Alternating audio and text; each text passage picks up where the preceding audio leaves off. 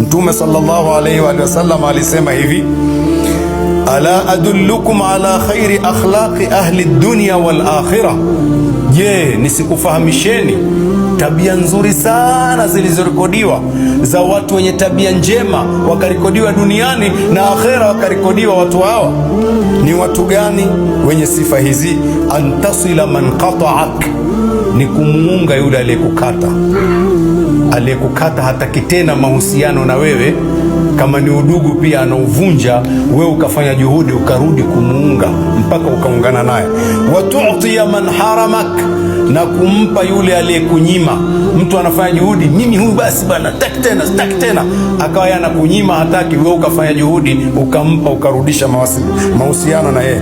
Wata'fu amman dhalamak, na kumsamehe aliyekudhulumu. Hizi ni tabia njema mno zilizorekodiwa.